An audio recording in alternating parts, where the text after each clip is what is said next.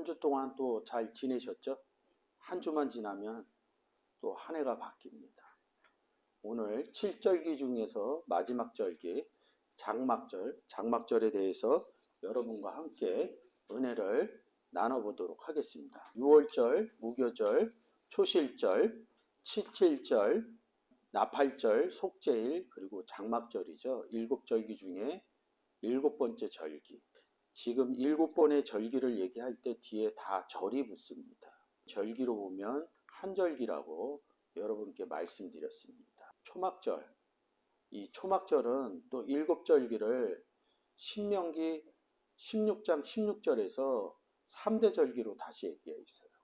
너희 중 모든 남자는 1년에 3차 곧 무교절, 칠칠절, 초막절에 무교절 얘기하면 유대 시간대는 오후 6시로 하루가 변하기 때문에 유대의 시간이 있고 지금 오늘날 우리가 사는 시간은 로마식 시간입니다. 우리는 밤 12시가 돼야지 하루가 변경이 되는데 유대식 시간은 오후 6시가 되면 하루가 변경이 돼요. 무교절을 얘기를 해도 오후 6시 이후서부터 무교절이 되는 거고 오후 6시 이전에 보면 유교절이기 때문에 유교절, 무교절 이렇게 쓸 때는 그날에 유교절과 무교절이 같이 있구나. 또 1년에 3차, 3대 절기 할 때는 어디에서는 무교절, 칠칠절, 초막절 이렇게 얘기를 하고 어떤 때는 유교절, 칠칠절, 초막절 이렇게 얘기를 합니다. 신약에 와서 얘기할 때도 6월절 이렇게 쓰는 데가 있고요. 어느 사복음서에서는 무교절 이렇게 씁니다. 여러분들이 이런 내용을 알면 유교절을 얘기를 해도 무교절과 같이 얘기하는구나. 왜 똑같은 본문인데 다른 데서는 무교절을 쓸까 이렇게 얘기를 합니다.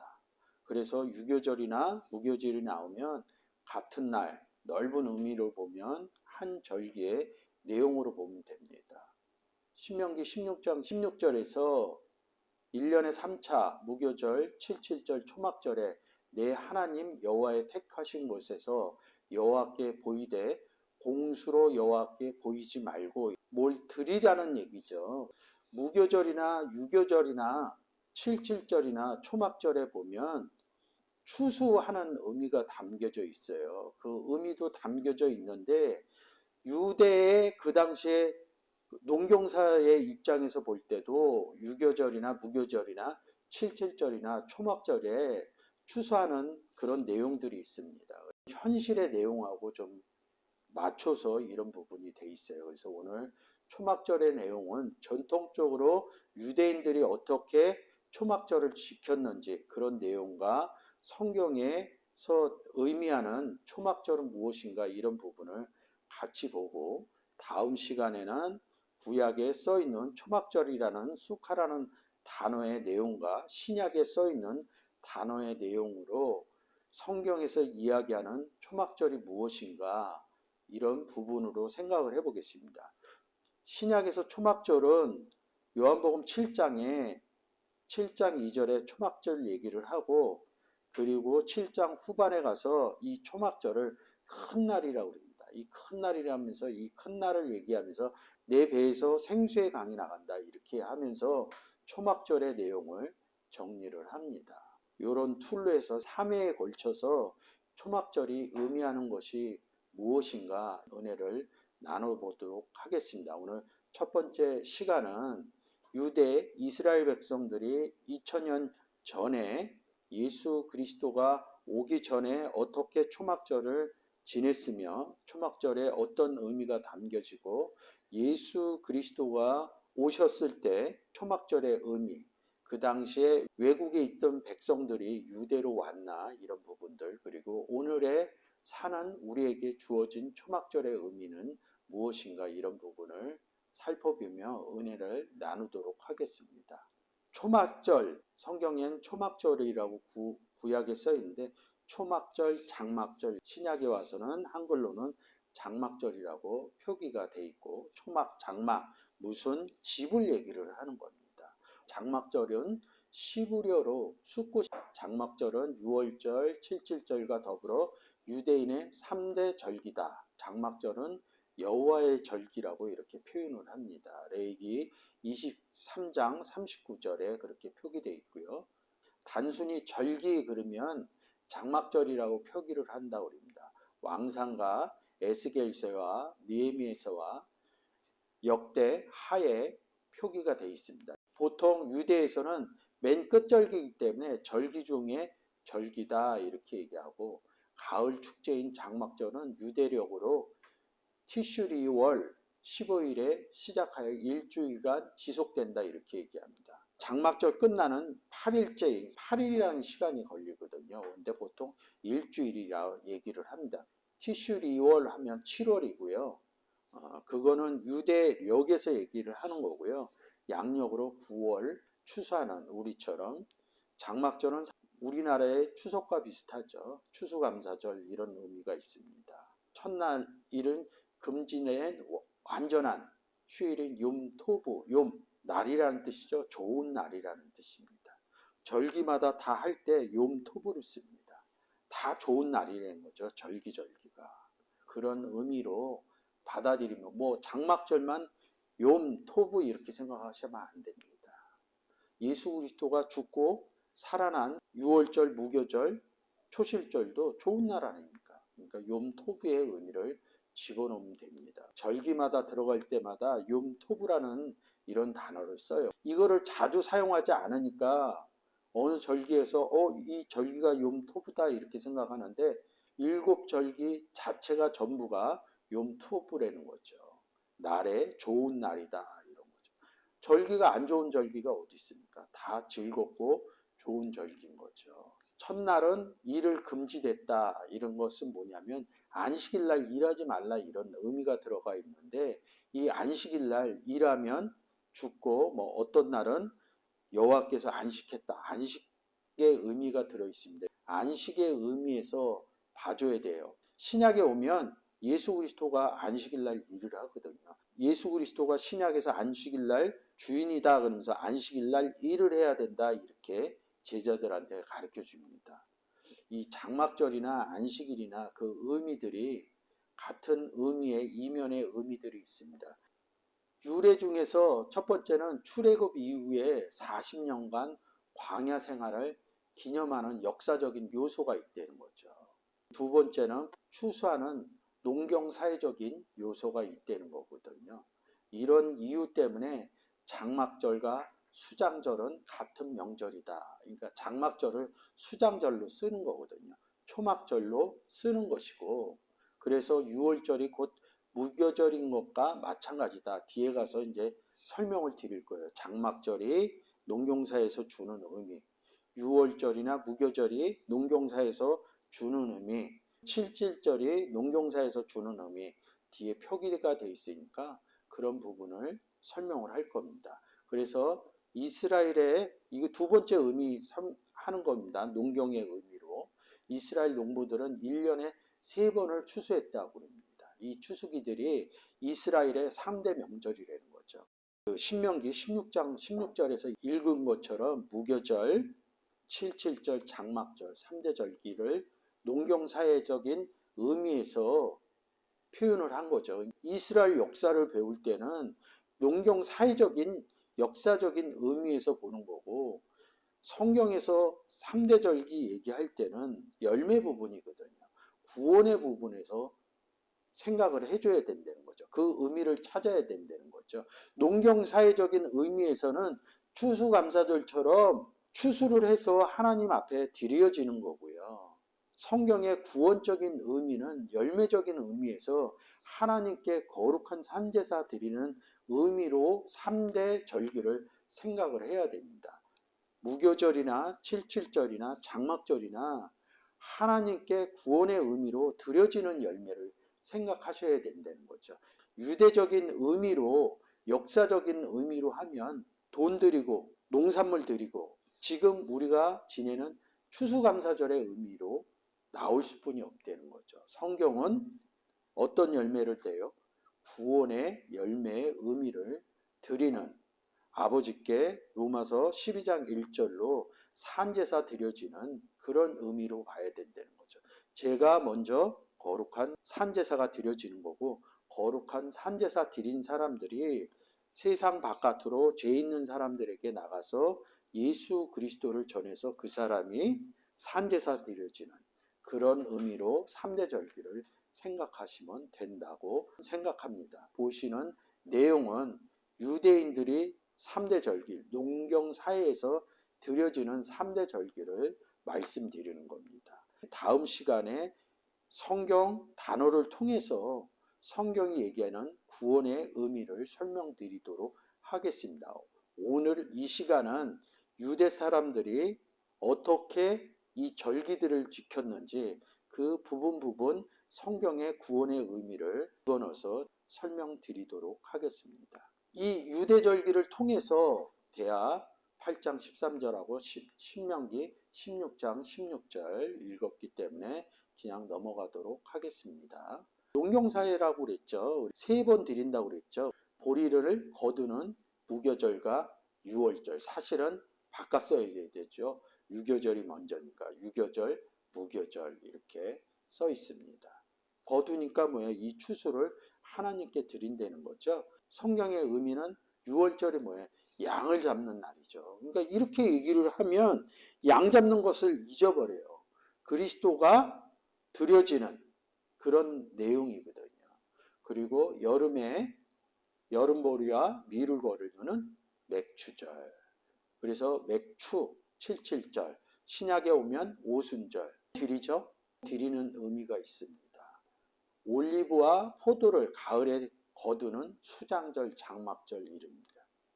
그러니까 농경사회에서 이렇게 했다는 거예요.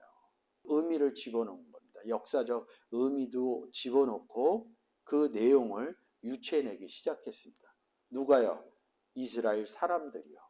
겨울보리를 추수하고 묵은 누룩을 없애는 출애굽의 역사적인 사실과 결합하여 만들어진 절기가 유월절이다.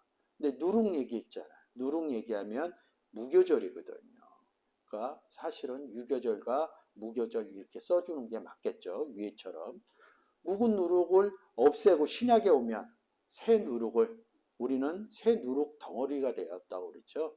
그리고 예수 그리스도가 바리새인과 서기관의 묵은 누룩을 버리고 새 누룩을 받아라. 그러면서 그 누룩을 교훈으로 바꾸죠.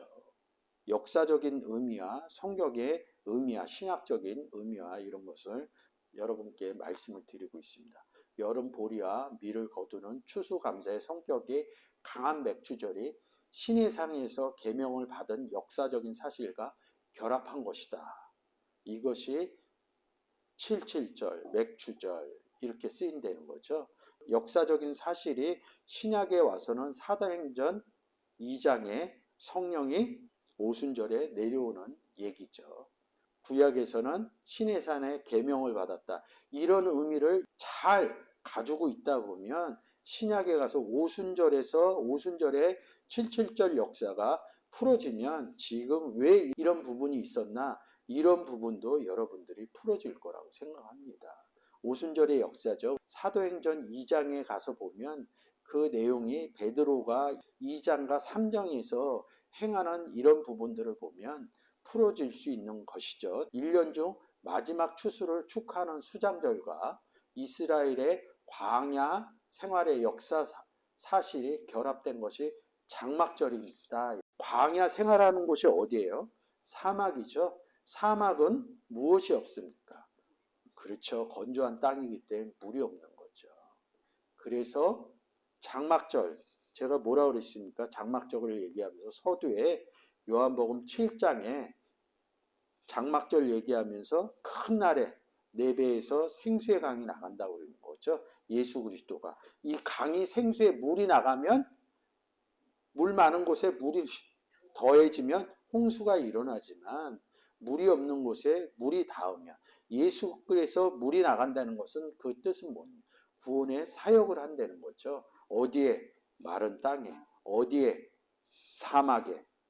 이스라엘의 지형적인 역사적인 부분으로 가면 그 사막이 네게부라는 곳이 네게부 사막 이렇게 얘기합니다. 사막이 많습니다. 이스라엘에는 광야가 거기에 물을 댄다.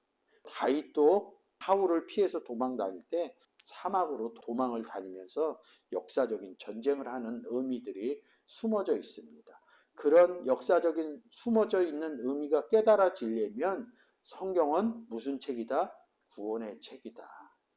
노아를 통해서, 아브라함을 통해서, 이삭을 통해서, 야곱을 통해서, 12아들을 통해서, 그리고 모세와 여호수아를 통해서, 다윗을 통해서 성경에 나오는 사람들 얘기로 구원의 사역의 역사들을 표현한 것이다 말씀을 드렸습니다. 성경은 구원의 이야기라는 거죠. 근데 오늘 이 시간은 장막의 내용으로 여러분께 이야기를 드리고 있으니까 그런 부분으로 생각하시면 되겠죠.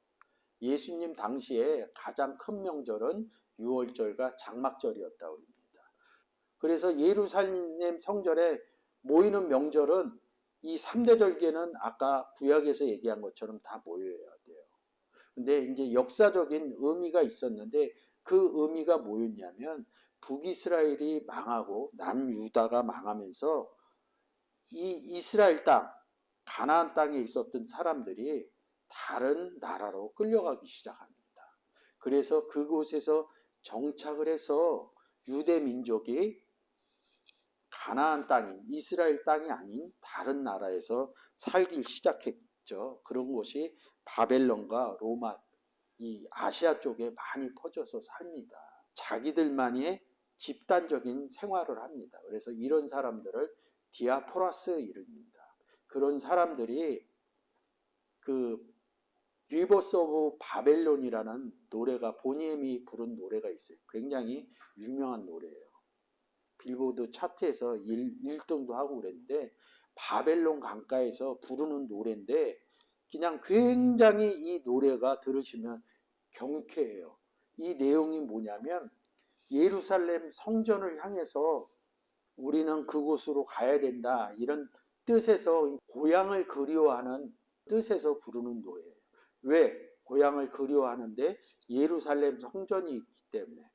여러분들이 그 내용을 알고 그 노래를 들으면 아마 은혜가 임할 겁니다. 경쾌하지만 나라를 잃어버리고 하나님 성전을 잃어버렸기 때문에 그곳을 향해서 부르는 노래라는 거죠. 그런 사람들이 디아스포라라는 단어를 사용해서 예루살렘을 그리워했다는 거죠. 베드로가 그 사람들한테 얘기를 했거든요.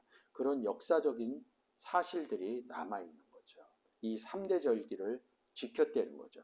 구약에 이 3대 절기를 지키려면 3월서부터 7월, 이 7월 중간에 3번 했기 때문에 먼 곳에 있었던 사람들은 갔다가 지금처럼 자동차가 있었던 게 아니라 다 걸어서 다녔어요. 뭐 조금 잘 사는 사람들은 뭐 낙타나 말을 좀 탔겠지만 그래도 다 걸어서 왔기 때문에 이 3대 절기를 지키려면 3월서부터 7월까지 집회를 제가 볼 때는 못 갔을 것 같아요. 역사적인 의미와 구원적인 의미가 담겨져 있으니까 생각하시면 좋을 것 같습니다. 근교에 있는 사람들은 거의 다 모였답니다. 근교에 있어 예루살렘에 다 모였던 거예요. 왜 그러냐면 예루살렘 성전이 있으니까. 그리고 예루살렘 성전을 빼앗겼을 때도 이 사람들의 유대인의 문화들은 성전을 향해서 오는 거죠. 우리는 신약에 사는 사람들은 지금 그 이스라엘로 가지 않습니다. 절기가 돼도.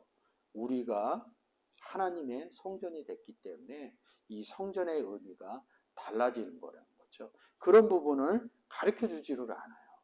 그런 부분을 알아야 돼요. 구약의 3대 절기를 공수로 배지 말라. 이런 부분들이 그렇다면 역사적인 의미로 그렇다면 그 역사적인 성전으로 우리는 가야 되거든요. 그 성전의 의미는 다르다는 거죠. 현실에서 교회를 또 성전화시켜서 그러는 부분이 있는데 그런 부분은 저는 또 다르다고 생각합니다. 교회에 모는 것은 뭐냐면 성전이 된 사람들이 모이는 장소라는 거죠. 그 장소를 통해서 성경에서 이야기하는 삶의 생활들을 이어져 나간다는 뜻입니다.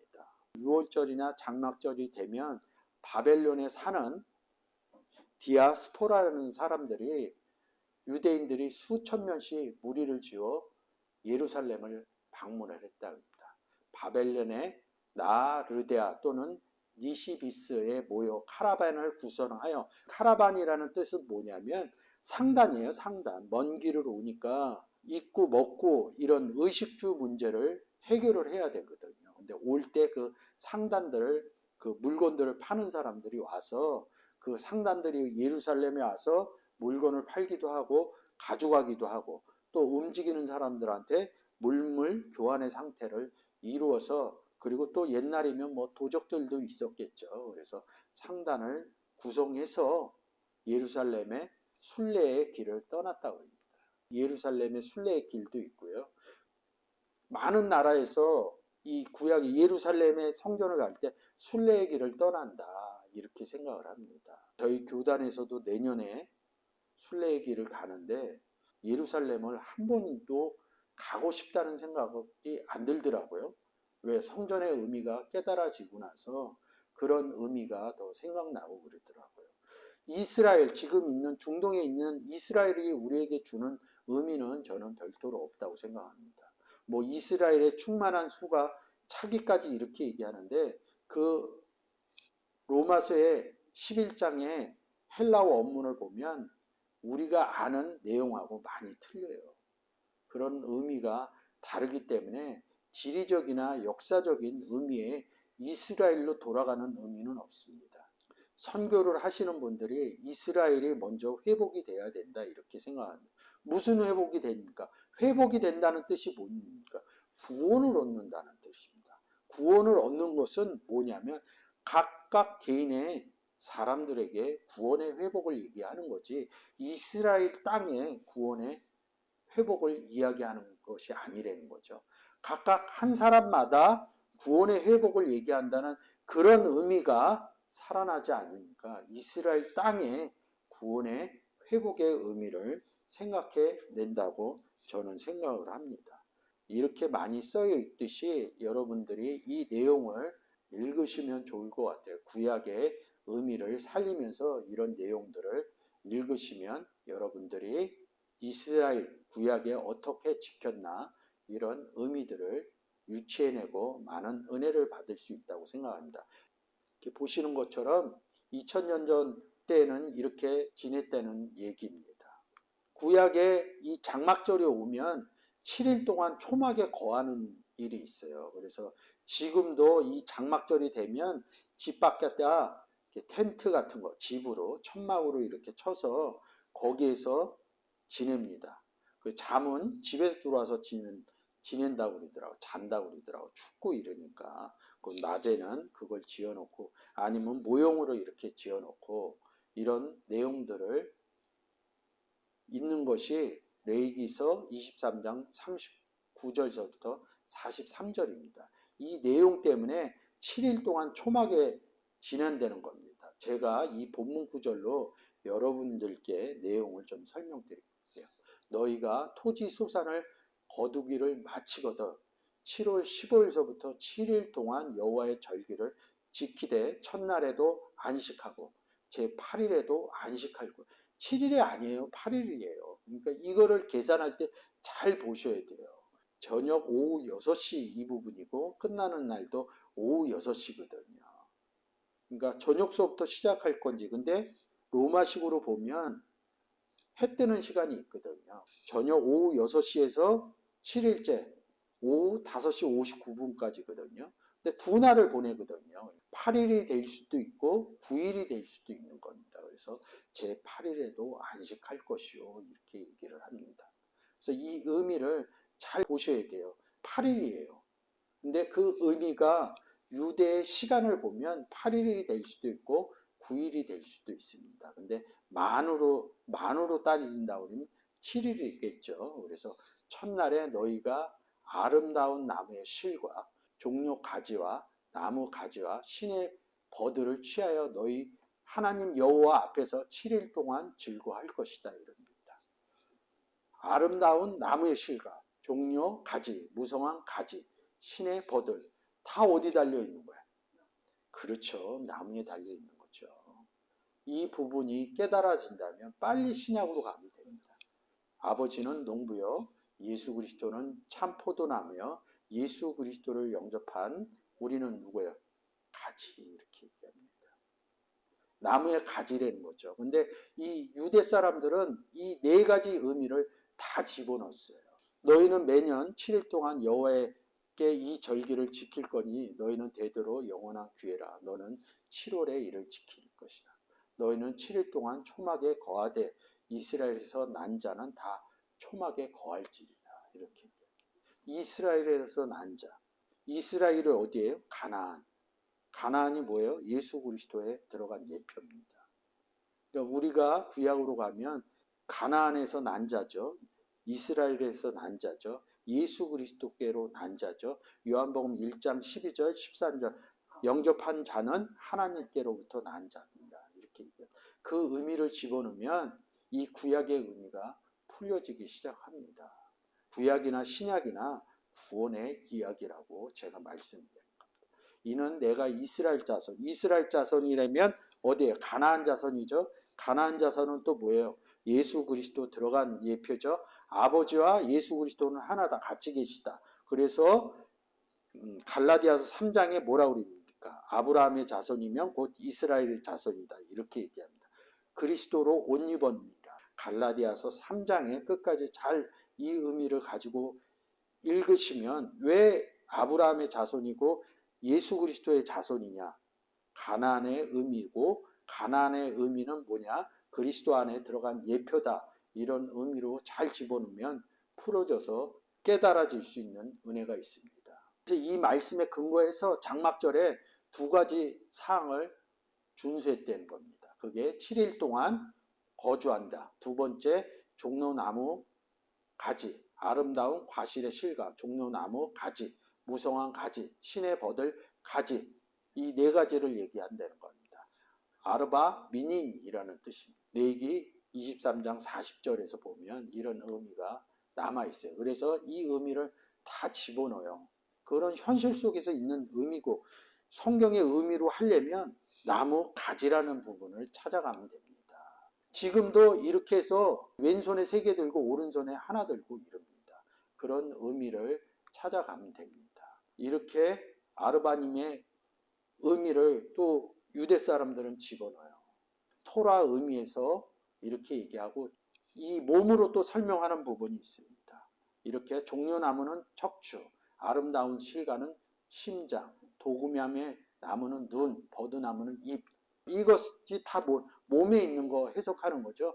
사실 저는 이 의미가 더 맞다고 생각을 합니다. 그날이 되면 종려나무 가지는 오른손에, 나머지 3개는 왼손에 들고 흔든다고 합니다. 구약에 나타난 의미들을 이렇게 느헤미야서를 통해서, 솔로몬의 성전 건축을 통해서 이런 의미들을 집어넣었다고 봅니다. 그래서 이런 의미들은 여러분들이 내용으로 한번 읽어보시면 많은 도움이 될 것 같습니다. 이렇게 물 붓기, 이건 좀 어려우니까 여러분들이 질문이 들어오면 제가 풀어드리도록 하겠습니다. 성전에 물 붓는다, 이런 의미입니다. 이거 풀면 또 되게 재미있거든요. 이 피를 바르는 의미하고 물 붓는 의미하고 똑같습니다. 제달뿐에 어린 양 번제 잡은 짐승의 피 바르나 물 붓는다 같은 의미입니다. 그래서 이렇게 찬양하고 이런 겁니다. 시편에 이렇게 얘기합니다. 여호와여 구하옵소서. 이제 구원하옵소서. 여호와 우리가 구원하옵나니 이제 형통케 하옵소서. 이거 아까 4가지 나무 흔드는 내용으로 얘기를 드리는 겁니다. 그런 얘기로 드리는 부분이니까 여러분들이 잘 생각해 주시면 좋을 것 같습니다.